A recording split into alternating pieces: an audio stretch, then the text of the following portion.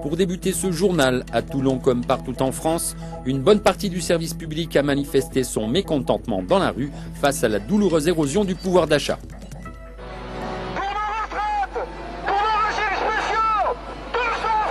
Tous ensemble, ils sont 5000 à l'appel de l'intersyndicale. La journée de la fonction publique rassemble dans la capitale varoise beaucoup d'enseignants, des hospitaliers, des fonctionnaires des impôts, mais aussi, et c'est plus rare, des personnels administratifs et techniques de la police nationale, particulièrement remontés.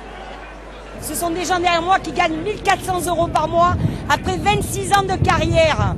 C'est les smicards de la police nationale, les délaissés de la police nationale. Le gouvernement a fait une promesse, c'est d'augmenter le pouvoir d'achat. Pour l'instant, cette promesse n'est pas tenue. C'est pour ça que les gens sont dans la rue.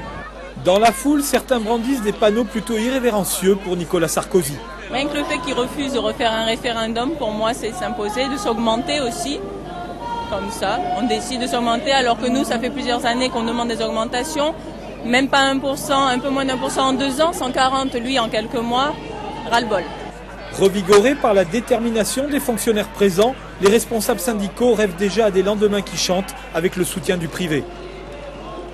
Il nous semble qu'on a besoin dès demain matin que dans tous les ateliers, dans toutes les entreprises et dans la fonction publique, on organise des assemblées générales pour examiner les suites à donner à cette mobilisation très très importante.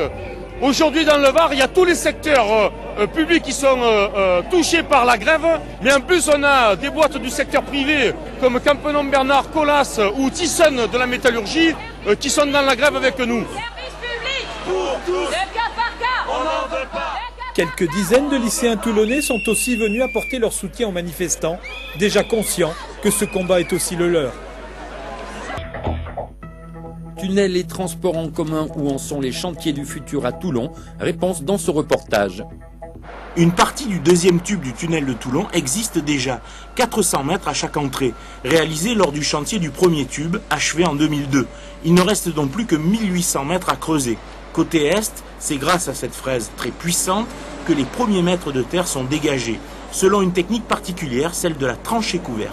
C'est un ouvrage en béton armé rectangulaire, c'est une boîte dans laquelle nous sommes en train d'enlever le terrain que nous avons laissé en place au début du chantier et que nous sommes en train de retirer.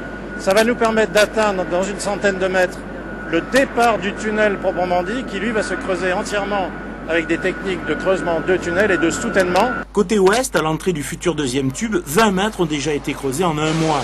Une cadence qui passera ensuite à 30 mètres par mois. Avec une technique plus classique où l'on cercle l'ouvrage et, pour faire face à une géologie délicate, on consolide le sol avant le percement. Cette injection au traitement de terrain est faite à partir de produits qui pénètrent le terrain et qui rendent le terrain un peu plus imperméable et qui lui donnent un peu de cohésion, de telle manière qu'après les mineurs puissent le creuser et puis réaliser ce qu'on appelle un soutènement, c'est-à-dire soutenir le terrain pour qu'il n'y ait pas de mouvement, qu'il n'y ait pas de risque. On pense toujours qu'on pourra mettre en service dans le courant de l'année 2011, dans la deuxième moitié de l'année 2011. Coût total de l'opération 300 millions d'euros pour un objectif, absorber 70 000 véhicules jour, dont 8 000 camions dans les deux tubes. Mais pas question pour autant de négliger le transport en commun en site propre, un dossier en marche depuis 10 ans dans l'agglomération. Le transport en commun en site propre est indispensable. La question qui se pose aujourd'hui, c'est le mode. Avant 2011, puisque je pense que d'une manière raisonnable, on ne pourra pas entreprendre les travaux dans l'entonnoir, c'est-à-dire au cœur de la ville de Toulon, avant que le deuxième tube soit terminé. Tout rail, pneu plus rail ou tout pneu, les élus choisiront. En attendant, 100 millions d'euros ont déjà été dépensés pour dégager le passage à coups de nouvelles rues et aménagements urbains dans le quartier de Saint-Jean-du-Var. Deuxième tube, transport en commun en site propre, 2 projets vitaux pour l'agglomération toulonnaise, encore 4 ans d'attente. Le camion démo s'est posé à Sifour-les-Plages pendant 2 jours. À l'intérieur de ce 40 tonnes, des jeux de mots et des élèves pas si primaires que ça. Saurais-tu retrouver les 3 personnages des romans qui viennent de la littérature française? Tu les as retrouvés? Je vais bientôt les retrouver. Vas-y, dis-moi. Il y a Harry Potter. Et je crois qu'il y a Michel Strauss. Ils vont passer une demi-heure en duo devant un écran. Au programme, des jeux de mots interactifs. Devoirs insolites pour élèves captivés. C'est facile. C'est pour les petits. Vous n'avez pas fait d'erreur alors? Si.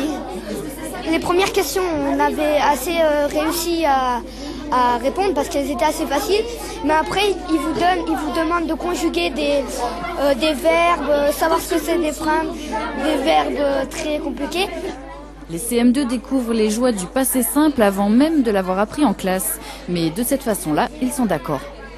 C'est sur une forme de jeu, mais c'est un travail quand même. C'est sur l'ordinateur, c'est plus rigolo. S'ils ont trouvé ça bien et que ça peut être un moteur pour leur donner envie de travailler, effectivement, on peut imaginer créer des exercices. On a un ordinateur dans la classe, donc on peut lancer aussi ce genre de choses en classe. En faisant jouer les enfants, l'air de rien, c'est peut-être aux enseignants qu'on veut suggérer quelques idées.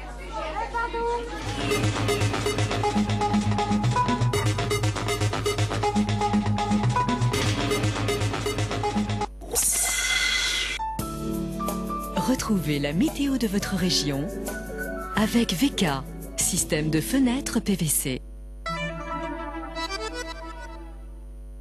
Le ciel reste bien gris demain sur l'ensemble du département. Les pluies sont peu abondantes, mais le temps reste humide. Le vent d'est souffle toujours de manière soutenue. Il atteint encore jusqu'à 50 ou 60 km/h dans les terres et plus de 90 km/h par rafale sur le littoral. Les températures gagnent quelques degrés. On enregistre 17 degrés à Toulon, 15 à Draguignan. Excellente soirée à tous.